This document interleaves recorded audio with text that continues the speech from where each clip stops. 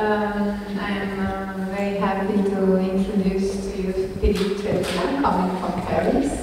This is an event made in partnership with the French Cultural Institute from Timișoara, who supported us a lot in bringing Philippe here.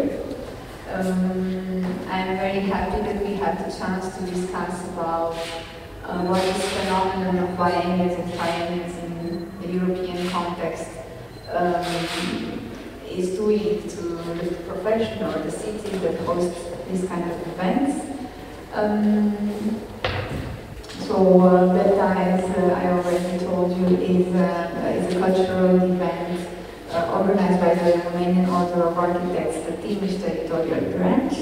In this edition, the city as a common good is the 4th edition of Piața, and we are hosting the event in the space that we succeeded to recuperate somehow, and to make this, in order to make this exhibition, another bridge in the wall, only the interior part of the exhibition. I'm very curious to hear about your experience, Philippe, your journey through Europe. Philippe is an architect, but maybe better said a critic of architecture, a writer, a journalist, and he is exploring the world through traveling and writing and everything. Okay, thanks a lot. Merci, thanks a lot to be here. I know it's always a problem when it's sunny, we say that people don't come, and when it's raining, we say that people don't come because it's raining. So I say it's exactly the same with the US dollar, you know. You say, yeah, the economy is kaput because the dollar is going up, and when it's going down, it's exactly the same explanation. So it doesn't matter if we were just a few, but it's nice. I like that, really. I must say that I've been many times in Romania. I've been a grand reporter, as we said, for the French Elle, which is a weekly magazine in France, but the only man in the staff. So I came many times in Romania to write different things. So, of course, for instance, I went there for the opening of the files of the Nazi-Comitat, things like that, and it was really very, very interesting. But I must say, although, that my mother was born in Iași. She left Romania when she was 4 years old. So I'm from the very, very, very far side. I'm a little bit Romanian. Yeah. And my wife liked to joke about this. She said, now you're coming back to your small country. And there is something cool in a way. If I want to, I have to push somewhere, I suppose. I can oh, yes, okay. Okay.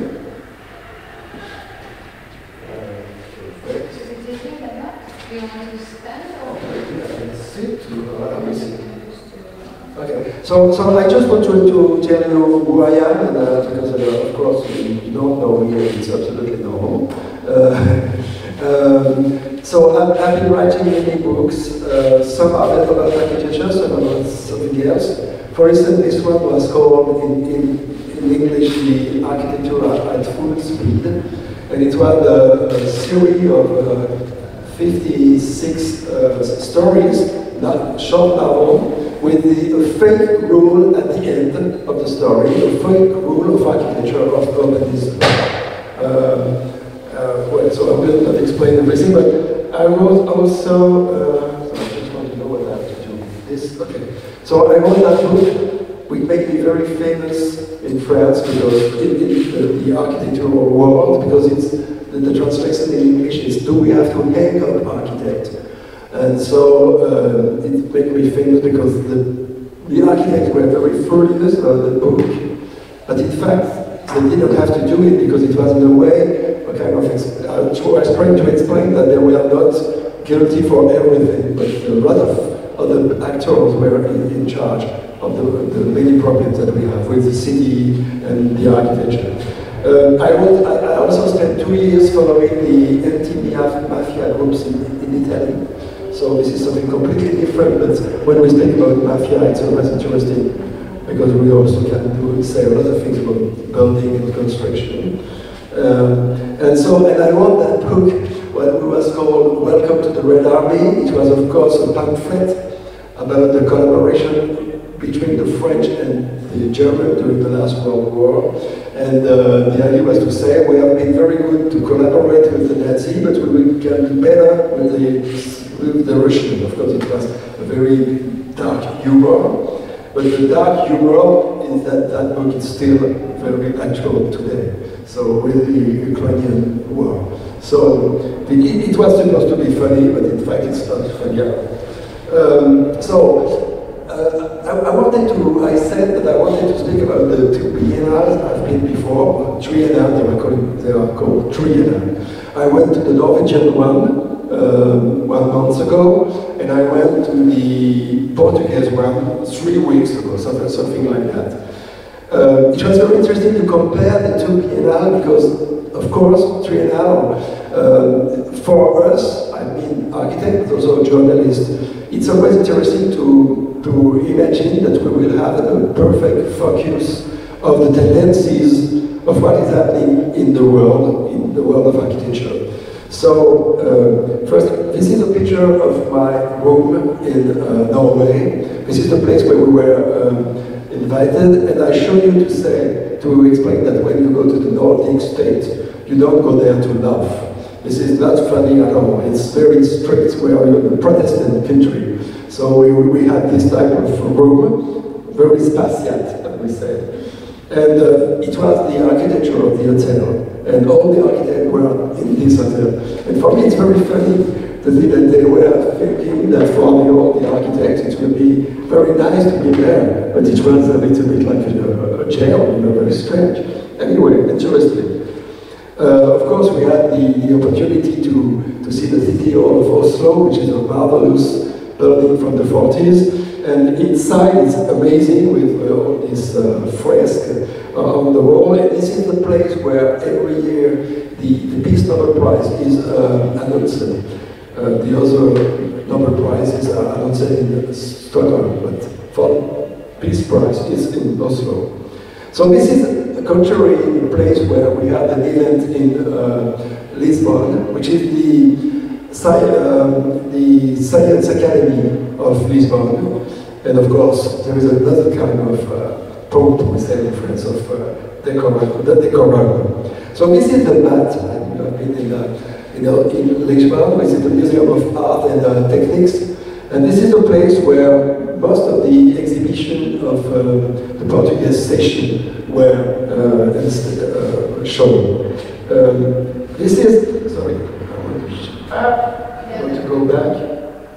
Yeah, I show you, I'm sorry for the size of the, but this is the top back of the Triennial of Norway. So you can see the theme was neighborhood, and it's white, and you understand exactly the theme. And when you look at the Portuguese one, which is black, you don't understand anything. It's completely impossible to understand what they are looking for. And when I see this, it reminds me that the theme of the session was terra, grand terra, la terre. But of course, somebody has to tell it to you, because you will never know that if you look at the back.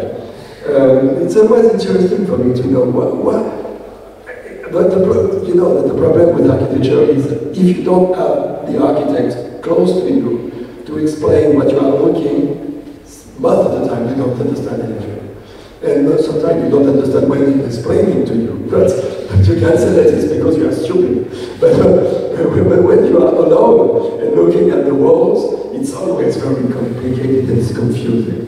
So of course, on the two triennial, the question of the climate was everywhere, of course, but not in the same way. And so, of course, the question about this one, do we have to build again? Do we have to stop? And that's the main point about what I would like to speak about today, because I've seen the emergency, the rising, the uprising of this new image of the architect who are supposed not to build. And this is very strange, because imagine that you go in a bachelor and you see a guy cutting his meat and explaining to you that you don't have to eat meat. This is strange, but it's exactly what I was listening in all the discourses I was hearing, that now we have to stop. So I will explain a little bit the position of all of this. Of course, when we see this, sometimes you say, yes, it could be better not to build. This is a building in Batumi, Georgia. I don't know if you have been enjoying Batumi, but this is a very, very interesting city. There is a lot of building like this one. You have this type of also other buildings. So when you see this, you say, hey, okay, maybe we can start building. Or this one. This is in Natron, no, Dalat. This is in Dalat in Vietnam. Well, oh, this is new. This is in Turkey. It's amazing, you know. And now it's finished. And it's full of people. Yeah. I've seen some new images when you have cars and well, okay. So I say the message was this one, unbuilt. And so suddenly there was, of course, thinking about the melting of the poles, and when I see this, I remember that I wrote an article for Beaux-Arts magazine where I was trying to explain that the Zaha Hadid way of making architecture was coming from this, because there were the idea that you didn't have to have a quite very net limit, you know, between the ceiling and the floor and the wall, and everything was a kind of ribbon of architecture, and it's come from this, and this is the same. For instance, this is the building, you know, of Zaha Hadid in Baku, and it's supposed, this is another problem for the architects, do they have to build for dictators? This time, now with what we are going to see for in Qatar with the cup of football, this is a real problem, because this one was supposed to be the signature of the president of Azerbaijan, this architecture. Well, this is another thing. I'm passing that. This is another idea of why we have to stop to build. This is a project we've seen in Lisbon. It's just the indication of the traffic in the world, of the electricity, or planes, or everything. So, of course, they had a lot of very good explanation for not building a way. I show you this because in Oslo, it was the 8th tri-enale, but if you look not at the last one, Mission Neighborhood, but at the one before, it was already end of the architecture of the growth. So, end of the architecture of the growth, it was interesting because they were focusing on the fact that we have to degrowth, but they were fighting against this.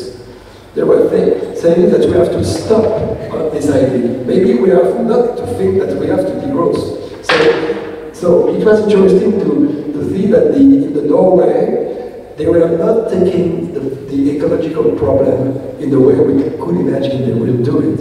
Why? Because, of course, you know, I'm always asking to the architect from the north, and you know, Willy Nash from LPLTV, or people from Big, or Sloventa, why are they so strong? And they always say, I don't remember, Willy Nash said to me, you know, it's very simple. We are very rich. We have a high density of population, mostly in Denmark. And we want to compete with the biggest. So we want to compete with the Japanese, we want to compete with... So in Norway, it's the same. They are so rich with the petrol, of course, that they are not accepting this idea that we have to stop the building. They think the country is important.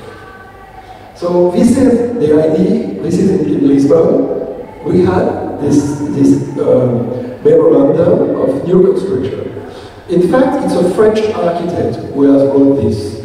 And you have all the ideas. You have to stop building. idea also is that you have to build a house for everyone. In a way, there is a first contradiction. How can we provide a house for everybody if we don't build houses? We have to change the value system, which is, we don't know exactly what it means. Of course, we have to fix it differently, but in which way, nobody knows. We have to shut the plantation and the mine, so but it's the idea is and it's exactly the eighth point.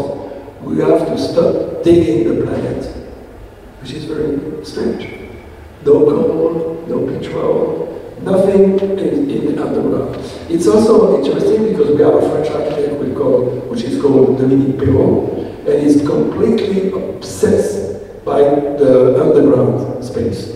He has a name for that. He calls it the groundscape, and he has made a lot of very, very interesting projects in building, like the Iowa University of Seoul, for instance, which is dig in the mountain. But for these people, the revolution of construction, which is the part fifth, is that you don't have to dig anyway. So you have to fix the office. We don't know exactly what is the meaning of this, but suddenly we have to rethink the way we work in the offices. We have to reform the school. Sure, but this is a very hard job. In every country, people try to reform the school.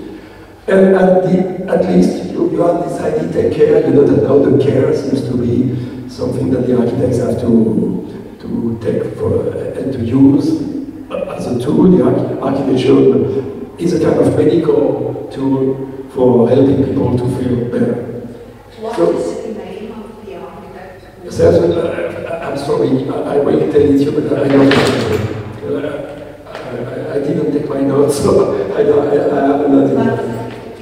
It was, for instance, 3 years ago. She's a French architect. She has been working in Harvard. She's I think she has been in.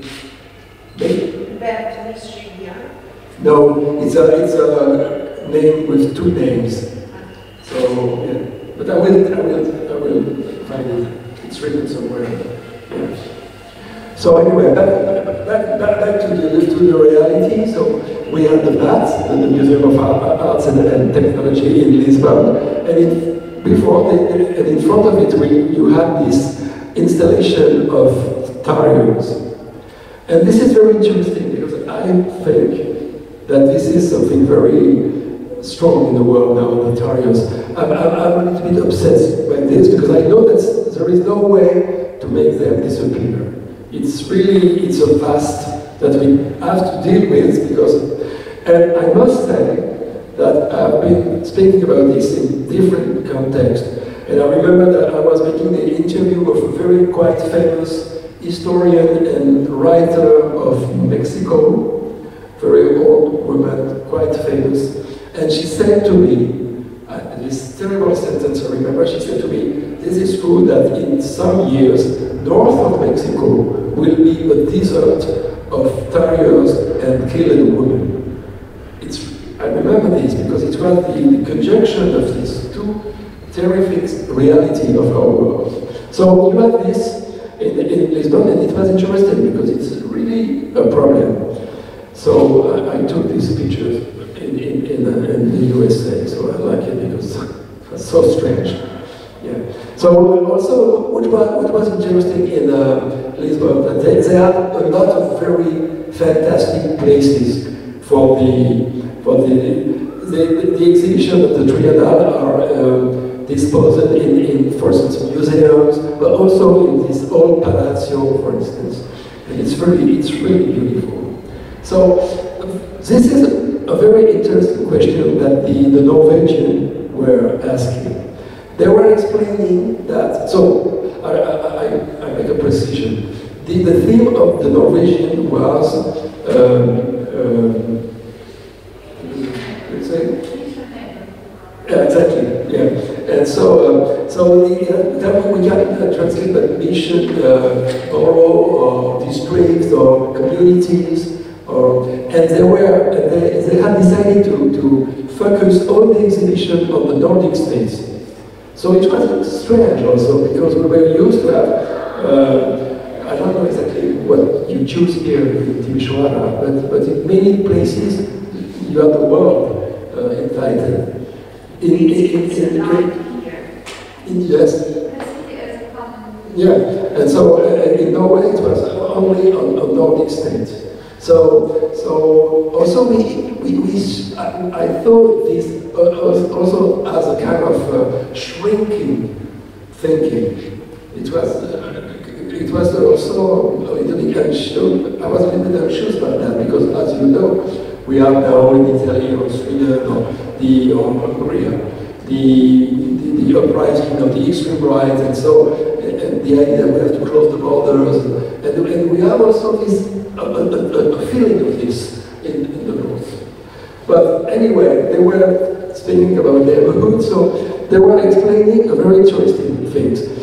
They had a part of Oslo where, to fight against the speculation on buildings, they decided to freeze a large part of this building, and they create a kind of cultural zone for activities, maybe a little bit like here.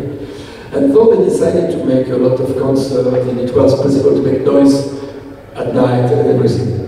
And the consequence, that was not that they succeed to free a part of the city, but that the city was upgrading and the gentrification was accelerated by the cultural events.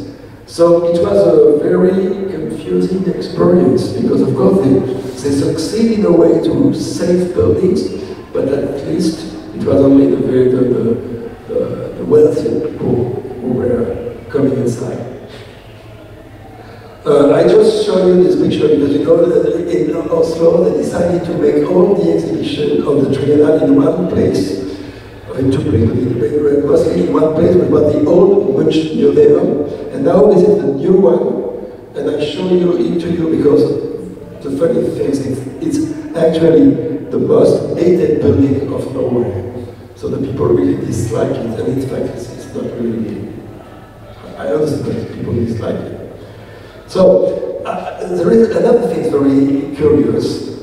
That's why I think when I saw downstairs that the people were explaining that it's possible to make shelter for people with just a plastic, things like that. Because I've seen in Lisbon, Portugal, a lot of projects where it seems that the best thing that an architect can do is to create a bench. And this is very strange, because it seems that the problem for the architects should maybe to create places for the people to talk and to meet and to have a discussion and to recreate community. But for me, it's something so small. And in a way, I think this as a kind of escape for the architect in front of reality. You know, I'm also a teacher of architecture, and I'm always fighting with all the other teachers, because they always teach this type of things. And I think that what we have to teach to the students is, when you think about something, at least you have to you have to create something, you have to go in the form. And if you just think that you can make a bench or make a plastic shelter for homeless people, which is nice, of course, but it's something like a kind of fairy tale. We have a lot of problems to solve, not only this one. So, you know, for example, this was a very interesting structure for people in India. Of course, it's very nice. I can discuss this, that you can see this, but only make of this, because it seems that for these people, for the architect, the activity of the human beings is just to sit and talk, you know. Only people work and they travel and they produce, but it seems that everything, all these type of activities have disappeared from the city, and now it's a kind of nice place. You know, they want to recreate what we call in French l'arbre. I don't know if it's a tree for you know, in Africa when people meet to talk and speak at home, you know. But we don't live in this type of funny place. So this is the extension of the vat, you know. And I showed you this because there was also an exhibition of a French-Portuguese architect called Didier Faustino, which is very interesting, and it creates a lot of very controversial pieces. And this one, it was a kind of coffin for living people, migrants. So it was the place, the things he created, and it was possible to see, to put it directly on the plate. So this is I show you this because it's a contrary in a way of the bench. He did something in the same way, but it was very, very provocative. And this is also another kind of bench, because he created these things. It's a kind of caravan that you can take with your car and you stop in the village, you open it, and it's a kind of agora. People come inside and they can talk. It's very interesting to see that suddenly you have this type of project bubbling, you know, but why? So maybe the people that really have to talk. The other idea was the idea of recycling, of course. So in Lisbon, they create, I don't know if you have been sometime in Triennials of Lisbon, but they have a very huge building built by the Italian architect called Gregotti. It's very huge, and it's a little bit like a Stalinian or Mussolinian building. And they always have to make an exhibition in the caves. So it's very hard to take this place. It's very difficult because it's huge. We don't have light, the windows. So. And the commissariat of this exhibition, they took this sentence. It's a sentence of the story of a Russian artist called Ilya Kabakov. And Ilya Kabakov, which is a very good artist, he was representing Russia at the Venice Biennale some years ago. And this idea comes from a story he wrote, and it's a story of a plumber who has to fix something in an apartment. So when he comes to the apartment, he knocks at the door and there is nobody inside, so he forces the door. And when he arrived in the apartment is full of dust, it's full of detritus and garbage, but everything is perfectly classified. So from that story, they were explaining that now we don't have to throw anything, we have to recycle everything. So again, it was this idea that to preserve terra, we have to keep everything. So, of course, you have this type of installation, you are able to save all part of all building and to use it again. I like these pictures because I wrote this because I show this to my students most of the time, because it's very interesting when you have students and when you ask them to create a project. They make a lot of invention, but there are things that they never discuss. Most of the time, the size of a door, the position of a door, the size of a stair, the windows, they always think that they have to move everything, but it's not this. And so you have to push them to move this also. So that's why I like this picture. So this is the installation they created in these caves. It was an installation like this with vast. There were French people who you were explaining where they were taking all the parts of a very traditional cottage. It was possible to remix and recreate something. So it was interesting, but it was really ugly. So I was saying, what is the worst? Because if you destroy something to recreate something worse, is it something interesting? But they did it. So you have this type of installation. But if I'm showing you this, it's because I think that this idea that we now in the world, the new world with the ecological problem, do we really have to keep everything? If we decide to keep everything, we have to think that we enter in a kind of very different society. there is a sentence of Nietzsche I always like to explain. It is idea that we can live with few memories, but we cannot live without forgetting. Our brain is a filter. If we keep everything, we become crazy. So this is interesting to think. We have to think what it is to keep everything. I think that we have to throw things. We have to throw things to go further. And there is another thing, we can see this idea of recycling in another way also. If we keep everything from the past to do something new for the future, what's happened to the past? Do we forget it? Do we erase it? This is also a very interesting question. And also I think that these people, we always say that we have built enough building in the world. We don't have to build more buildings, it's enough.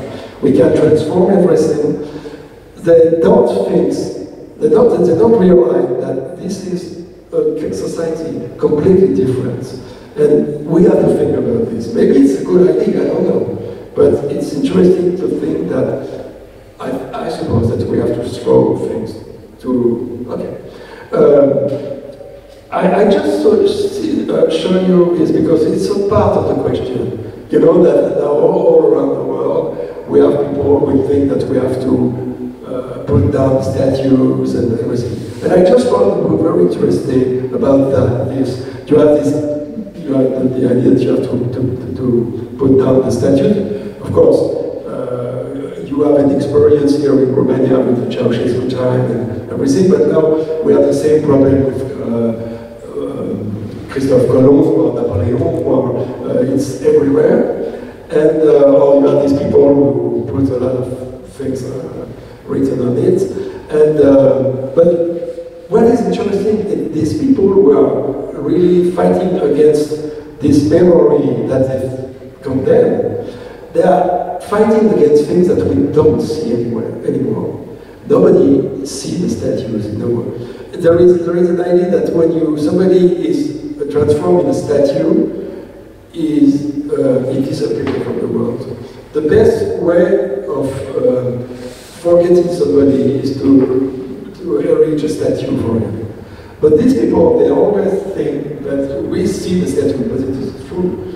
And it's very strange, because suddenly in Paris, for example, they said that you have to destroy the statue of Colbert because he was for the slavery, but nobody noticed that we have a statue of Colbert. and so, yeah, so, and this is the same everywhere. So this is another idea. So anyway, we also had in Lisbon some interesting things. For instance, they were creating this type of new part of cement or concrete that you can fix, and they had some ideas. You had in Norway people who were thinking that the city should be like a forest, but the problem that they were showing us how you can plant trees or flowers everywhere, but suddenly it's a city but the same everywhere.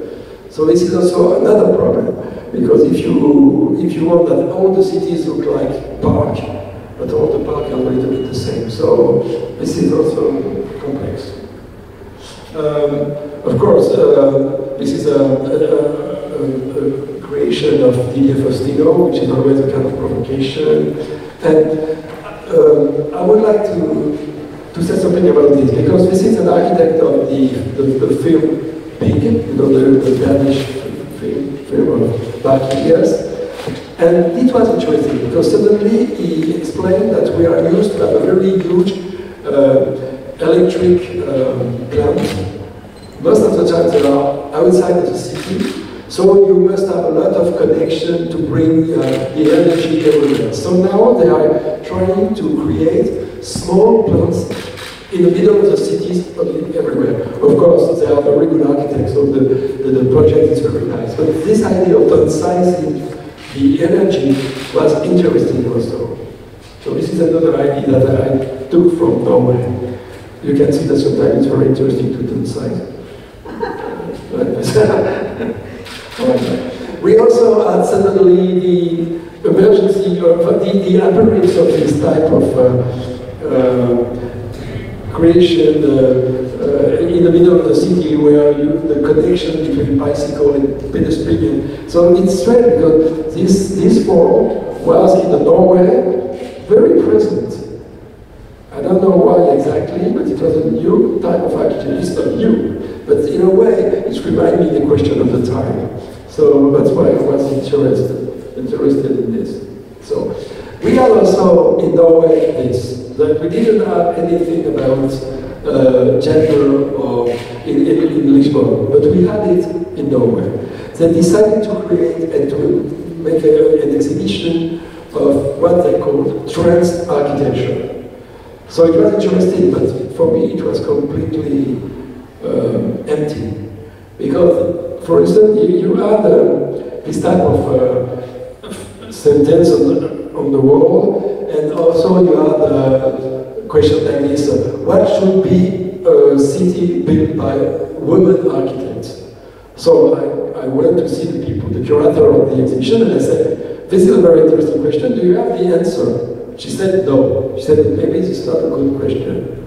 You have to think about it, because what is, so they recreate a trans nightclub. Is it architecture? I don't know. Sincerely, it was really impossible to say. And this is a very interesting question, because when I was thinking about the shelter, I was thinking about the bench. We always have, between architects and critics, this discussion. Where architecture begins. We don't know. So I really like this because it was in the same exhibition. So we have this type of thing every time we win. Everybody wants to be a winner sometimes. And it's reminded me this type of things I saw in Denmark a long time ago. This is a question, why are architects and prostitutes? I always try to have the answer. I think maybe because the prostitutes have many clients, but I'm not sure that it will be the answer. I don't know. So this is the kind of things you can see. I show you this because it was also very interesting to see that in Poland and in Norway, the focus on the public toilets was very strong. And I think it's a very interesting subject. Because you can sometimes feel the degree of democracy, I think, with this kind of equipment. I don't know how it is here in Romania, but in Paris, it's not so good. You go to China, actually, in big cities, you go to China, you have toilets everywhere, and it's very clean. So this is different type of, of toilet, Japanese toilets, that have been quite famous because they are all the great Fujimoto, Dadawando, and they are all making this type of things, which is very interesting because they create a symbol of architecture with something very useful. And there was in Portugal also this idea, another exhibition, very interesting, about architects who have been completely obsessed by one idea, like Le Corbusier or Buckminster Fuller, for instance. So here you can see it was a group of architects who decided to take a very career, a very old stone place, and to live in. Sorry, this is something else. I think I have some other pictures of this. Speak about it later. This is the images of the city of Auroville in India, which was created by a French architect. And this is interesting because now there is a return of Auroville. I've seen other things about Auroville in some other exhibition in Paris, actually. So I don't know why exactly, but this is the dome of Auroville. And so this is a return to the first. The ideas of these people decided to live in this place. So their obsession was to live in this kind of natural. I show you this because it was completely different. You have this exhibition about benches and terra and recycling, and on the opposite way you have this exhibition about architects completely obsessed by an idea. So I don't know exactly how they match the ideas, but it was like this, so it was interesting. And this is a project of MDRVD, in Eindhoven. This idea is to elevate the cathedral and to construct different floors of parking or apartment, and of course it's a very funny and provocative project. But if you decide not to dig, maybe you will have to surveillate this type of building. And they say that if they succeed to do it, they will make the grand opening of the cathedral the day of Saint Ascension. I don't know how you say it in Romanian. The Ascension of the Christ. There is a day in English. Ascension, the elevation, I don't know how to say it. Ascension. Yes, exactly. So they want to. Which is normally 40 days after. Absolutely, Yes, exactly. Yeah. So actually, I don't know. So also you have this in Lisbon. So it was in a way, all the problems that we have, and we have to fix. So you can see. Can we fix all this with the idea that we have to unbuild? This is complex. Of course, there's another question, very complex. It's how can we succeed to stop the sprawling of the city? Because the sprawling of cities are devastating countryside and fields. But how can we do this if, in the same time, we refuse density? And this is most of the time the same people who say this. You have to stop a sprawling city, but we don't have to build towers and skyscrapers. And so, how can we do this? I don't know. That's a totally another too.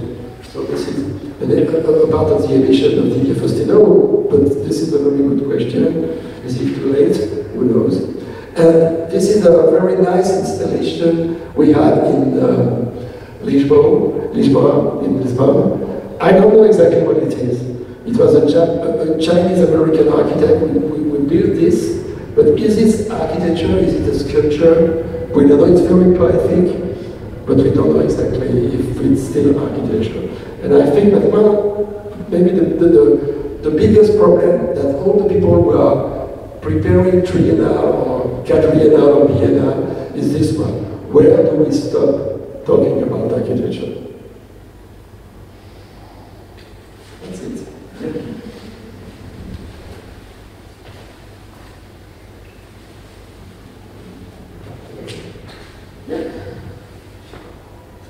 I think we can start a conversation about that. I'm not sure if I told you, but in 2020 the biennial in Timișoara was exactly about that. It was called, the exhibition was called Enough is Enough. Yes. And it was curated by Karubi from Ruby Press in Berlin and Stardust Architects from Bucharest. And this was, I mean, the same urgency that you see now with the approach here as well. Yeah, from my point of view and of what I've seen during these years is that architecture doesn't really have to be rebuilt. And I think that we can talk about processes that stay that are supporting architecture and the way of living, and this urgency that we are facing now is a topic that we have to address somehow, right? Like, do we have a responsibility as a profession on this environmental crisis? I'm not sure how do you perceive this.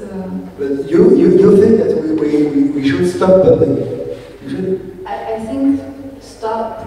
I think saying no is a possible reply at some points. I think we can find ways to resolve problems without constructing, without building from, I don't know, it depends on the situation, but it can be a possible response, right? You know, actually in Paris, we have a problem, not only in Paris, but in Paris it's very, you see it very well. We have a problem, we have a lake of a lot of professions We don't have enough bus drivers, we don't have people to work in restaurants, we don't have enough nurses, policemen, teachers, and all, we have a lack of all these people, because these people, they cannot find a place to live in the city, because the city is so expensive that they have to live in the far suburbs. So when they leave their job very late, it's too late to take a train. They cannot afford. And they cannot, of course. So they prefer not to work. So we absolutely have to build social houses for these people. So when we think that we have enough building for them, that is true. There are so many people who are still expecting a roof that it will be not enough to take a plastic bag for the guy who is sleeping in the street. It's more complex. So I can understand, of course, that people can think that we have a lot of empty buildings, so absolutely we have to reuse it, absolutely.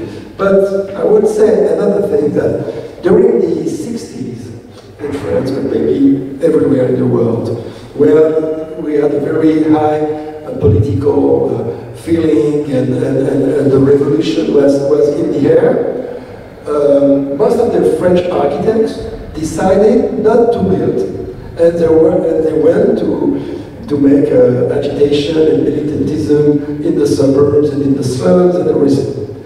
But in a way, it was for me a way to escape from the question that when you are an architect, you have to build. And when you say, and I say this because when you are a teacher, and when you explain that maybe you have to think the process, this is true, absolutely, I agree. But if you think about the process of making architecture, you also have to think that this process will push you to make architecture. If it's only to make theory, you will never be an architect. So I think also it's a way to escape from the risk of being judged on your work.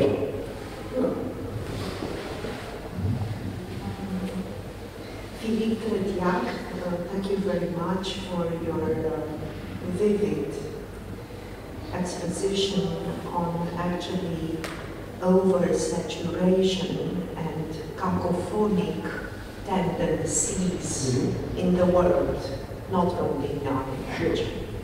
This is what we live. We live in a world of cacophonia that implies kitsch, that implies richness, that implies rituals. I was very interested by your exchange of thoughts and questions. And it reminded me what Aesop said 4,000 years ago. And it has a bit with what Philippe Tretiack mentioned on Nietzsche. That lucky that we forget, because there is a potent capacity of buildings, there is a potent capacity of memories, there is a potent capacities of beauty and novelty. This is limited. It cannot be at the infinite. So what Aesop said, it really summons us and challenges us. Because that many centuries ago he said, be careful on what you look that you need today, because sometimes if you waste it, you will definitely need it tomorrow. And Aesop invites us to reconsider, not by the brilliancy and volunteer and almost vanitous way of reuse, but by thinking. Because, for instance, the social housing in Paris that obviously even now generates social problems and difficulties of being accepted, actually they are buffers and permeable territories for culture and for activations. People are inventing services like Eleftherios Geshajo. So my point is that maybe if we should question that architects should build or should be built, maybe it's not about this, it's about offering space in different ways. Yeah, but you think that it's, in a way that the exit or the solution of the question should be that they have to create, the architects have to create spaces, so it's not They need to, I think, ideally, they need to look at people and find out what type of spaces they need now.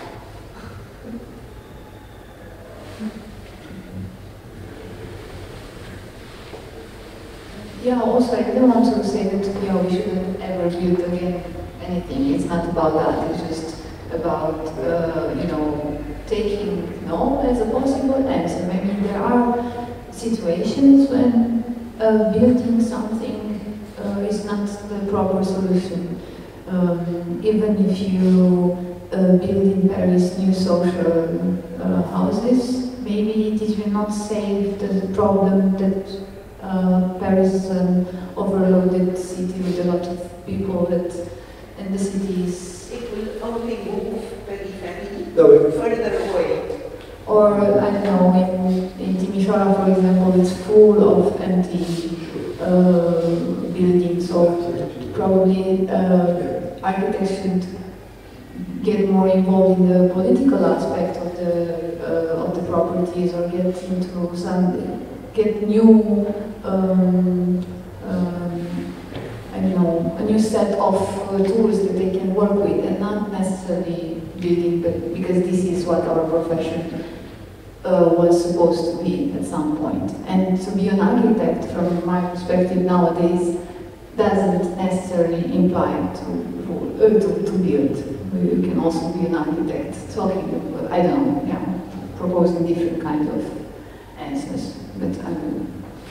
But just a thing, we know that the architects feel guilty because the construction system is terribly polluting. We know that. We know that most of the pollution in the world comes from construction. So it comes from construction, this construction. So, of course, people feel guilty. Anyway, that's true. So certainly they have to think of a way of making materials and the process in construction different, sure. But I'm always very surprised because the problems are so huge.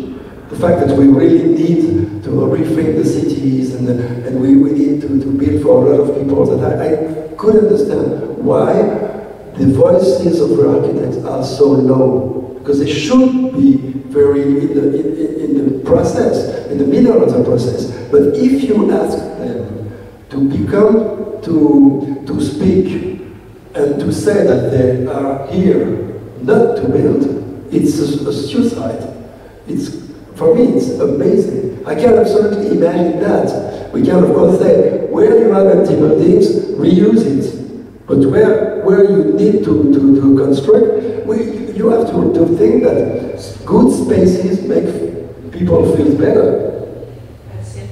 Of course. And when the spaces are ugly, the people feel really bad. So this is very important. So sincerely, for me, it's a kind of dedication. I absolutely understand this idea that suddenly we have to change the way we were thinking before. So, of course, the urgency of the planet and the problem of the planet is enormous. But if you still want to be an agent of the process, you cannot say that I will not build. It's certainly, okay, maybe. I think it's not only a question of word, because of course I can imagine that you say, I will not build, but I will do this. But certainly you have to explain perfectly what you will do instead of building. But, sorry for my stubbornness, when you repurpose and reuse, don't you build? It doesn't matter. If you create spaces, it's okay. You see? So maybe... Yeah. Let's change it.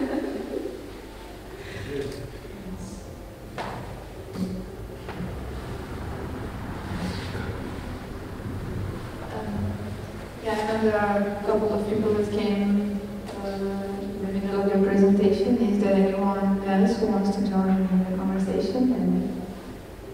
And basically, Philippe made a journey. He went to most of Timale and then to Vismantianale and right here. And he's trying to understand what urgent matters are. I have a question. I said that I have a final question. As you pertinently noticed, architectural biennials or tri-enales, they are like a ferment, like a boiling thing of themes.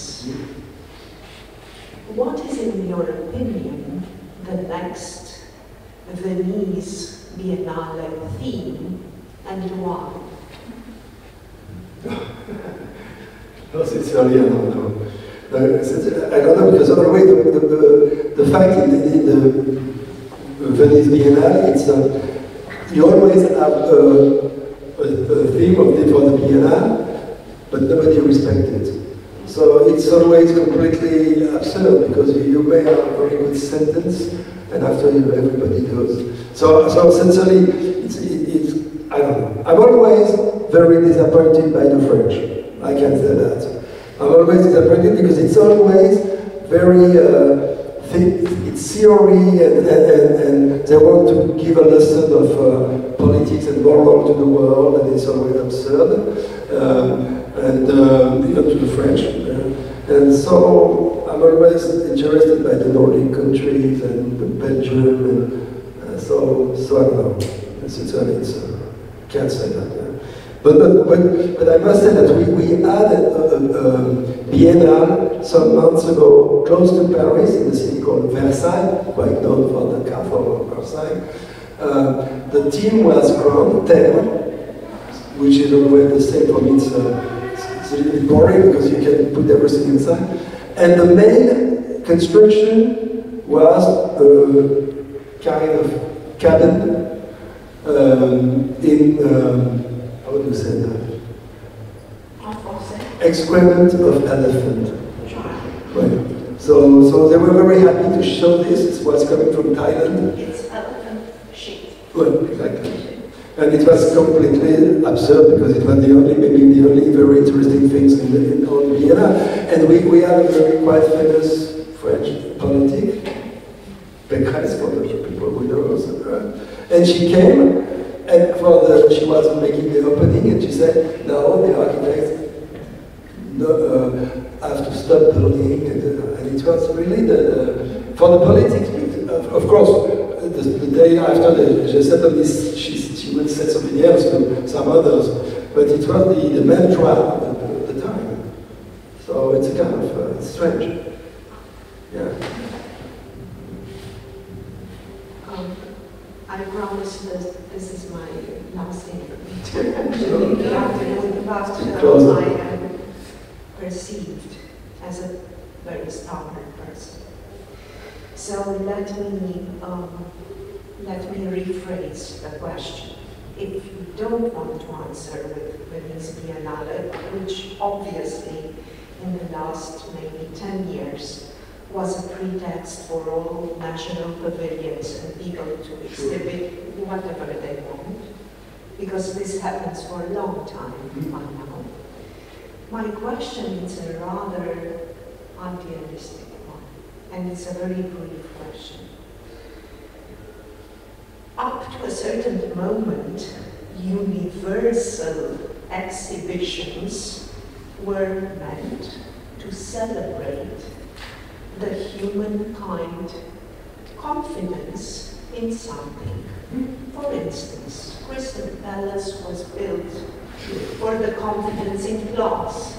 La Pont de Belle was built for the confidence in metal structures.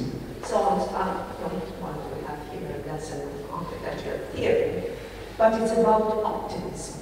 It's a shared given thing that people have as a tool, not necessary for architecture, as something they have in common. So being stubborn, the question is, what a possible universal exhibition theme will be, and why, in this world of cacophonia, of ways, of migration, of cabins, of shit. Now this is a very interesting question, and it's made me think about something else. We have seen recently, but since some years, that there is a kind of enthusiasm for the cabin, wood cabin. You have this everywhere. And you have some very nice exhibition of cabins. You have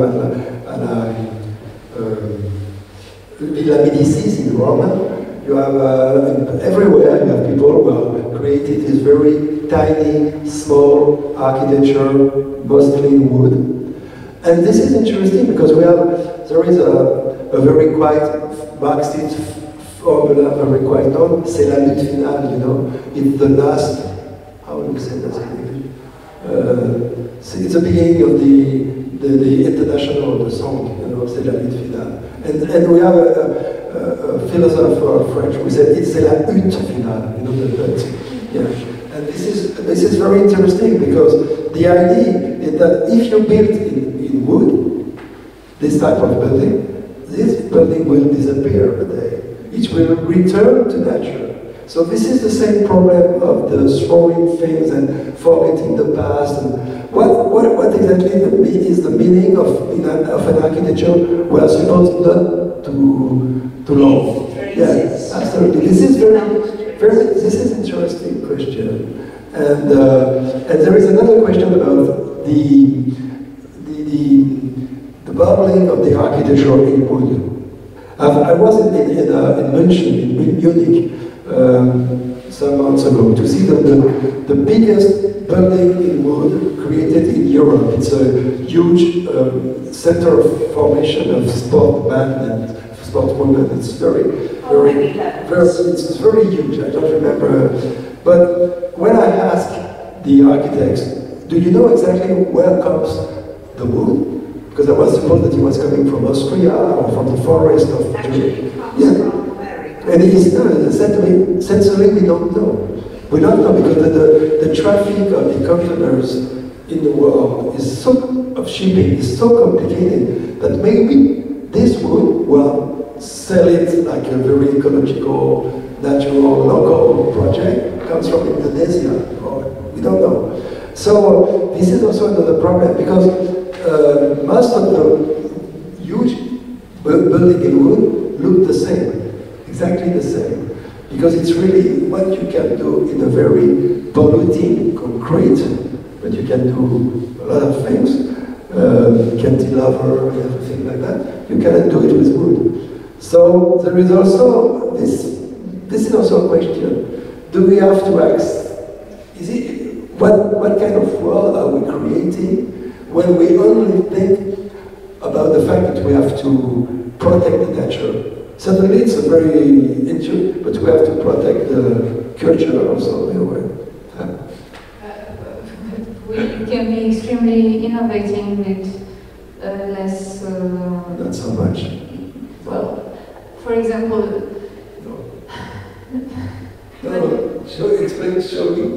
When you have a limited number of resources, you can get extremely creative and work with some other things, not necessarily the form of what you can do with concrete. And sorry, I think I just maybe. No, I answered that you cannot create with different materials, of course. The only thing I said that is, no, we have been fighting against what we were calling the international style, because all the buildings were looking the same, and now we are going to see the appearance of a lot of buildings in wood who are looking the same.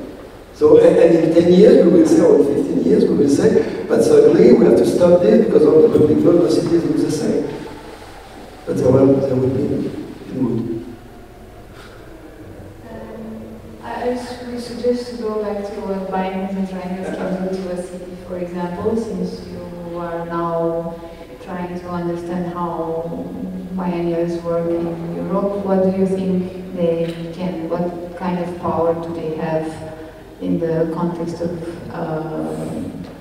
the profession of architects, and also what do you think is the impact of a biennial in the city that is hosting it?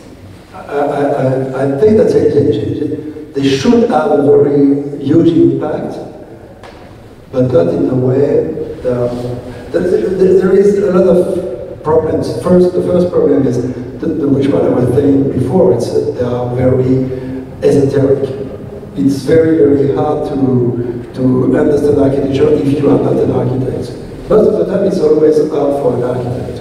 Most of the time, if you don't, as I was saying before, if you don't have the architect to explain this project, it's very hard to understand. So this is the first problem. But there is another problem. I think that the tri-enale, that don't have to run after the idea of the moment. And I think that the idea of the moment is this one. You have to build in wood or not build. You know, it's a caricature, of course. But there is something like that. So it could be, I don't know. In fact, it's also a surprise for me. I don't understand exactly why we have so many biennale and triennial all around the world. I think that for the political in charge, it's very useful for them because when they practice the biennale, when they show off and everything, they can show that they take the problem of the city at their own. They know that it's very, very important to think about the future of the cities, certainly. So this is interesting, but does it create something? Sincerely, I don't know. I think so, maybe. I think that the fact that you go from one to the other one, I think, for example, the downsizing of the plant, I never think about this. I've seen this in Norway. That's interesting. I don't know if it's important or not, but it was interesting. Things like that. So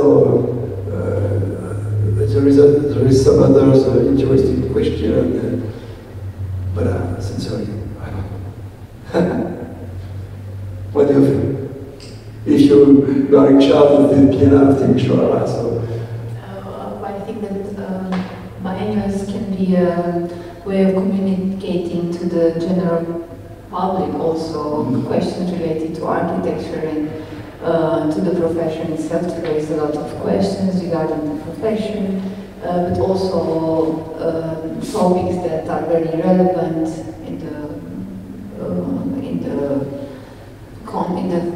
the global context, for example, but can be somehow have an impact on the local scene.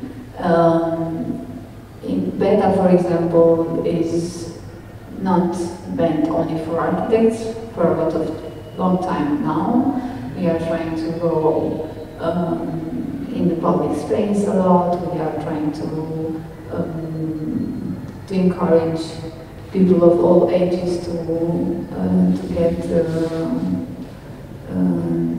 familiar with our content. So, but also because we are organized by the Order of Architects, we are organizing events for the profession, talking about matters that are relevant for that. So.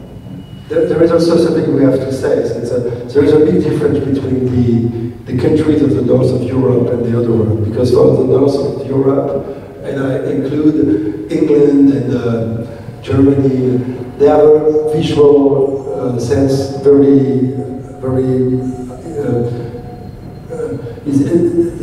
they know that it's more important than, if you look at the newspapers, for instance, or magazines in these countries, they like to speak about architecture. There is a thirst of architecture, and there is also at least 60 years education of the general public that they wait in the daily magazine information on architecture. Which is so we are talking about different cultures on architecture and architects and cities and biennials. So that's why I suppose that when you have the trienale in Oslo, in Norway, or in Rotterdam, or suddenly the impact is stronger than in France, or I don't know, but I suppose.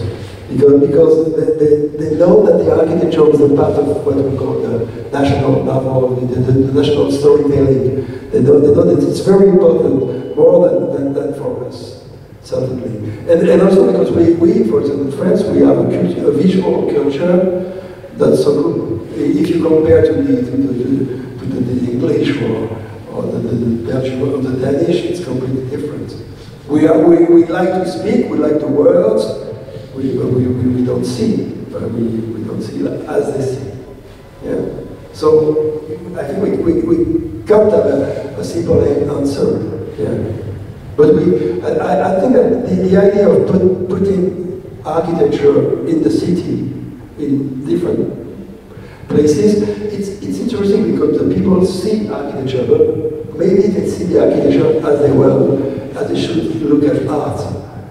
Maybe they look just like a sculpture, or they don't know exactly. It's a problem of architecture, so you have to take time to build it, so you have to also sometimes take time to explain it. Yeah.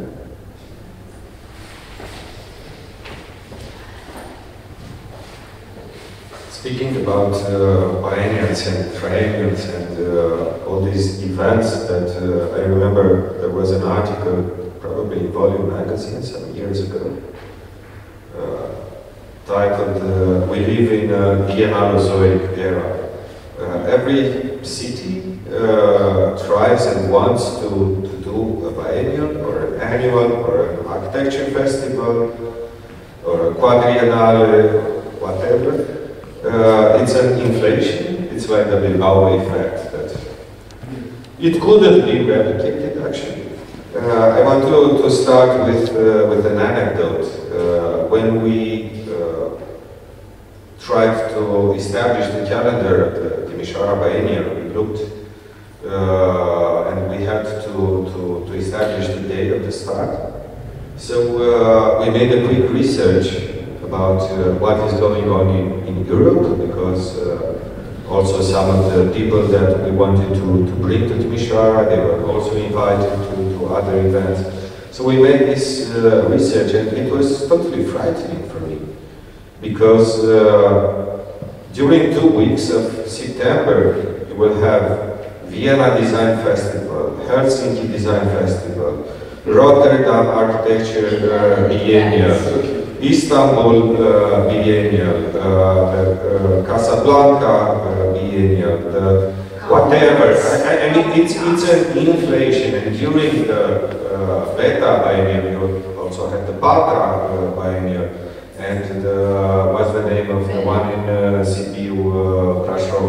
A6, and so on and so forth. There are so many. Do you actually need another biennial? What is the role of a biennial? Who is the biennial speaking to? It's speaking to all the others, all the other events that happen, let's say, at least on a European level. Do they establish a connection between them? I mean, do you add something to the conversation? Do you also speak to the local people? Do you also speak to the local context? How do you evaluate a biennial? When, for example, you go to the Rotterdam Architecture Biennial, if that biennial, with the same theme, with the same content, would have been done here in Timișoara, would it have made a difference? Would it be on the same level? Or does the actual context and the important questions that relate to the local context matter more? It's something that, of course, I don't have any answers to. And in my capacity as one of the curators of this exhibition, we simply didn't want to address the same topics over and over again, but to add something else to the table, something that might not be one very fashionable topic at the moment, but something that is somehow timeless, you know, rather less related to the latest trends, right? Because when you look, and when we were appointed by Piața to be curators, they asked us to do an exhibition that would take into account the subject of the commons. And then it happened that me and Davide, the other curator, were invited to go to the Venice Biennial to give a lecture, and we visited the Venice Biennial again. And we were just looking, and we saw the name commons probably in different ways of spelling and in funny words like the commons of the commons or common whatever, maybe 50 times in the arsenal in Giardino. It's such a vast subject, it has been around for a lot of years. And recently, the architects who are related at arriving at these subjects brought it in. So today, it seems that the exhibitions are about the commons. They are, of course, about ecology. But what about the other aspects of architecture? It's such a vast thing. It can be viewed with different perspectives. I actually don't think that you have to care about the subject of the next Venice Biennial. I think that if all of these hundreds of events, annuals, biennials, tri-enales, whatever, if all of them would take a subject into their own hands, I think it would be better instead of just replicating what is around and trying to do the same. So, but my first question would be, or my only question would be, are these events needed? Do these events actually speak with somebody? If we look around and if we eliminate the people that were invited by Piața or were part of Piața,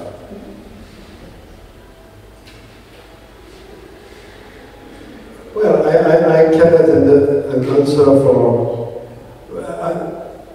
for me to be in Oslo and after in Portugal, it was certainly interesting. For instance, I remember that we have a French guy, quite famous. His name is Carlo Moreno. I don't know if you know him. He's known as the 15 minutes guy. You know, he always makes that. In a way, it's a scandal for me because this guy is always in the planes, traveling all around the world to explain that you don't have to go further than 15 minutes from your place. So this is incredible. And he was explaining this in Norway. And there was the architect in charge of the city of Malmö, Sweden. And this guy said, you know, I've been living in a very poor suburb of Malmö. And during my adolescence, I was living in a 15 minutes district. I didn't have the possibilities of going further. So for me, it's not the solution. It was very interesting. I was listening also to the architect-in-chief of Stockholm, and he said to me, you know, we have built a very huge new bridge. We have seen it. We were there last year. And he said, we didn't need it. I said, okay, you didn't need it, so why do you say that? He said, because what we have to think now for Stockholm is that we have to return to our basic idea, and the specificity of Stockholm is to be an archipelago. So we have to protect this, to protect the water and everything. So it was interesting because for me it's a lot of information of what is going all around. I don't know if it will be a solution. I don't know if it's a shrinking way of looking at the future or not. But it is interesting. I know that, for instance, the Biennale of Rotterdam, Tallinn, and Norway, they want to create a kind of hub. Maybe they can agglomerate some others. Certainly, there is too many. But there is too many people of art, but there is a lot of money for art. There is no money for architecture, not so much. So it's different. It's a cultural, intellectual expectation. I don't know. Certainly for Venice, it's something else. It's bring people in the hotel, and it's good for tourism. So this is something else. Maybe here it's the same. But also, I think that it's always interesting to see. I think that it's make connection between people. I mean, people suddenly are being professional, and this is not bad. It's always interesting to meet people. It's like an oversized email. Yeah. It sounds very nice, this idea of the oversized email, or email with, instead of addresses, people, people, because, yeah, and if you remember, I was invited some years ago to make a critique of the first beta biennial, which was exactly about this, about the people that you encounter, and about the casual conversations that start during the event rather than the event itself. So, yeah, we considered many of these topics that you brought to the table when we were curating this exhibition, and I don't know if the experiment was successful or not. I think it's rather too soon to figure it out. But for example, we took the decision not to ship things like models or drawings, or not to ship objects from their authors, but to try to rather reconstruct the things in the same size here in Timișoara with the local craftsmen. And also because we wanted to redistribute this economy that is generated by the biennial, not towards international couriers or towards insurance companies, but towards the local producers. I don't know if it worked or not in terms maybe of the quality of the things that we exhibited. We also recuperated quite a lot, I think, of what was already around in Pala's storage. We, I guess, failed in this regard, that we wanted, you use so much energy, so much money, time, intelligence maybe, to do things that last only for 1 month. And then what happens to them? Even if they are not trashed, they may be recycled for future exhibitions. Is it still worth it? So we hunted in a way for a prolonged period of exhibiting, especially with the objects that we placed and the installations that we placed around the city. And I think that not a lot of them will still be in place after this 1 month. So I think this might be one of the failures. We asked questions regarding the format of the biennial itself.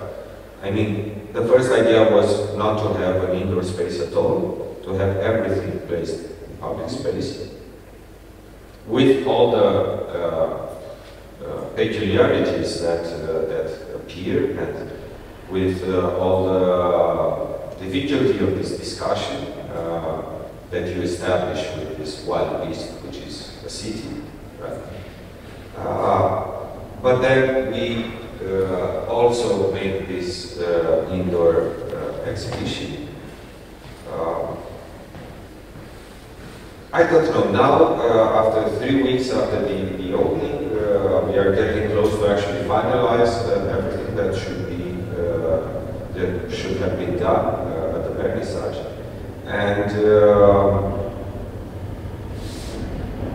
I'm thinking and trying to figure out if these experiments were a success or not. I think that maybe for the first time, the biennial exited the bubble, and the bubble of architects and art connoisseurs and friends, and entered into a real dialogue with the city that hosts it.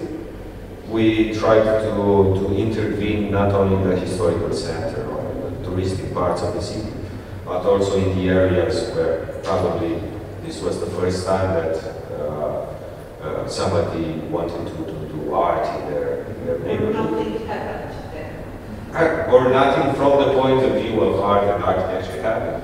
Everywhere something happens, but not architecture biennials. We drew this line that you see here on the floor, all around the city. Right? It's 23 kilometers long, so visiting this biennial cannot be done by car. It's almost impossible.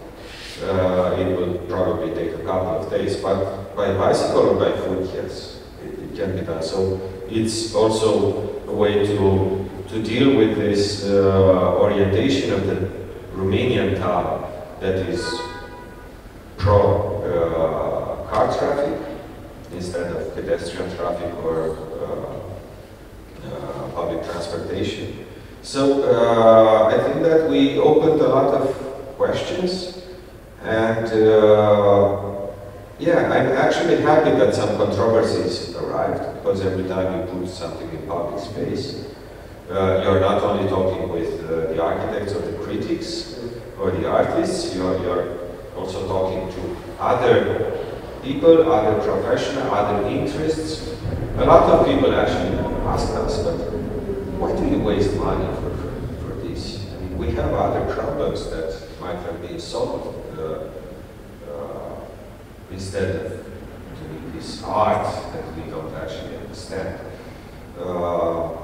Some controversies arrived because they were transformed into a political debate, political, let's say, fight.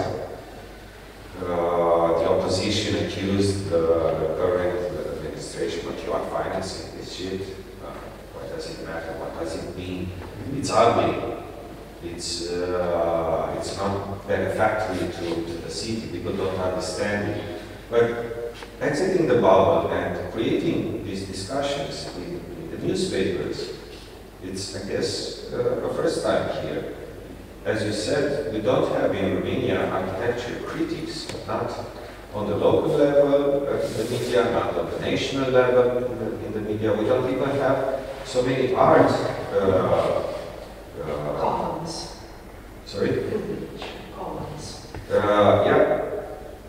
The art press, the art reviews are actually happening on the radio, not on the national television. Good quality. So I think that every biennial and every event is also very much informed about the local context and trying to figure out the local context and trying to address questions that actually matter in the local context. And yeah, I just... No, but it's not so bad. Anyway, what I mentioned that you were saying that the people were, the non-professional, where they were looking to your installation in the public spaces, they were thinking that this as an object of art, no? More than architecture. Yeah, that is another question as well. Particularly if you visit this indoor exhibition, you will only see one, let's say, classical representation of architecture. When you basically go to architecture exhibitions, what do you see? You see representations of architecture. Videos, photos, drawings, models, and sonometries, and so on. You will only see plans, sections, and side plans in only one installation. Out of almost 100 here, you will also see, let's say, an elevation, a proper architecture drawing only once here by Piața, and all the others are, is this architecture? And I would say yes, because it's dealing with space, it's dealing with creating spaces, is dealing with the connections that might be encouraged or discouraged between the people. I think it deals with subjects that are very architectural and are treated with a sort of an architectural approach. But yeah, they are not architecture as it is. I think that when you only want to see projects, you can go to Arte or to Igloo or to any other online resource, and then you see everything. Everything is there. Why should you print it and put it on the wall? I think the discussion we had about what it takes to make an exhibition of architecture is worth discussing now, because it's a big difference between an art exhibition, an art exhibition and an architecture exhibition. If you want to go to an art exhibition, you go and see the object, the real art. You can never go to an architecture exhibition and see architecture itself. But I think that if you go to Petrece, you see architecture itself, then you can actually, of course, it's not architecture made out of bricks and concrete and with foundations and so on. But you have proper architectural objects or installations that really function and that you can experience them, like with the container by Santiago. It's an installation. I think it is urban design. I would not call it a building, but it works in the same way as the design for a plaza. Only the scale is small. Or you're going to see the football field here. Yeah? What is this? Is this art? Is this architecture? Is this performance? Is just sport? What it is? What is it? And I would totally call it architecture. Because it deals with public spaces, deals with the activation of spaces. It deals with changing the quality of life, even for a shorter amount of time for the people who inhabit the area. So I would totally call it architecture. Yeah, it's not the architecture that you see on TV every day, but should you replicate the same thing that you have already access to that kind of information, or should you maybe try more to create encounters and also performative spaces, and also spaces that also provoke ideas. Yeah, just one mention. I think I was speaking loud. No, he was, I didn't hear So you were speaking about experimenting architecture directly and not towards exhibitions and stuff like that, and that made me think instantly of the Open City network, Open House, sorry, network. You know, those Open House Berlin, Open House London, where you get to sign up and visit different kind of houses or buildings, like public buildings, I don't know, museums, but you also, or even private houses, be they connected or privately owned. And you always get to see a bit of the insides of the buildings. And I only went once to such a festival, and I felt like it was a very good example because you have a very large palette from which to choose from and different things to see. And then again, those places are inhabited or are used as workplaces and so on. And for me, at least, that worked very nice to showcase. Even when you had the very new buildings with new technologies or new concepts or so on, it was a great way to experiment on themselves. Even if, of course, they were cleaned up and some stuff was hit and not everything was very 100% authentic about it because they were prepared for the visitors. But still, I felt that it was a very intimate and nice way to get to know architecture in a certain city. I don't know how everybody else feels about that. I was curious. And part of the program in that is also tours of architecture, which is coordinated by. It's a very different thing with the open house system. system is truly amazing for me. It was very cool. I think it's a super cool initiative, the open house, and the fact that this initiative was adopted in different cities all around the world. So I don't critique it in that sense, but in terms of an exhibition, it shows you what it is already there. It doesn't show you a vision of something that might be, right? You only see what is already there. And of course you don't see it as it is. You never get a chance to visit a house if you are not a member of that family or you are not very close to the family that inhabit the house. You can only see a house either as a museum, right, with these cordons that say please don't touch, or during these events when, of course, you are 20 people trying to fit into a very small place and so on and so forth. So, I don't think that this is a way of exhibition making, but as a format, as a standalone event, I think it's super good and you should totally encourage and do it in Timișoara. And biennials have this capacity to promote architecture in various ways, through architecture exhibitions like this, or through guided tours, or to promote the city itself.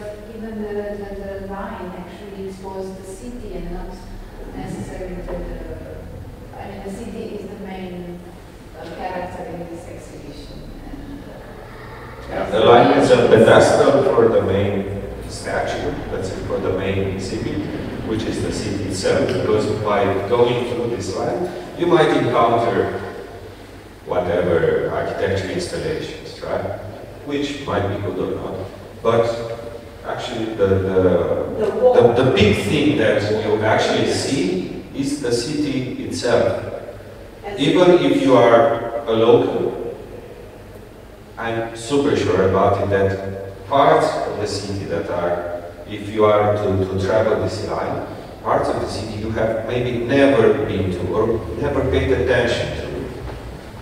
Always you go to the same route that you like, or it's the shortest, and the rest of the city is maybe unknown to you.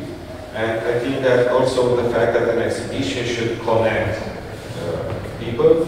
So, I don't know, rich people living in Elizabeth, right, in a very nice historical house, has the same access to this triennial, to this exhibition, as, let's say, a medium-income family living in a socialist apartment in a socialist neighborhood in Palatul, Dutch.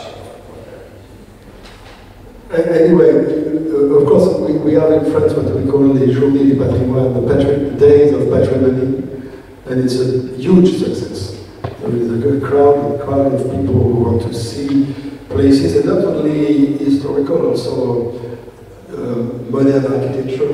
Yeah, absolutely. This is a very big success. I think that the idea of making a parkour in the city is a very good idea. As you said, the people are. It's interesting to rediscover his own places. So this is very, for me, I just can't say that to be here now in Timișoara, it makes me, I really want to make this tour, you know. I'm very interested in making it, because it's a way of discovering, and it's also very interesting for me to see how did you manage with the problem of the biennial, and also all the ideas that you express, that you don't know exactly if it's interesting or not, if it's useful or not, if it's too much or not. This is interesting. I know that I always pick up a lot of small ideas that return. For instance, I just remember that in Lisbon I showed something very interesting. There was a group of designers who were trying to put their design to help the scientists to express things. For instance, they had a series of data to show how the microplastic in the sea or in the ground are affecting the roots of the seeds, for example. When you were looking at the numbers, it was absolutely impossible to understand anything. So they put in the kind of resin, I don't know, the kind of product, they were putting the roots at different times, so you were looking at the deterioration of the seed. It was very interesting, and they were explaining that now they were trying to be helpful for the scientists. There were things like that. It's small ideas, but maybe sometimes suddenly it's growing in other ways. It's a way you were not expecting it. So that's maybe, it's still interesting to have this type of exhibition. But well, it's a question for all of us. If there are not any more questions, I would invite you to follow to go and watch the final football field. of the Yeah. football. Yeah. Absolutely. Thanks for all.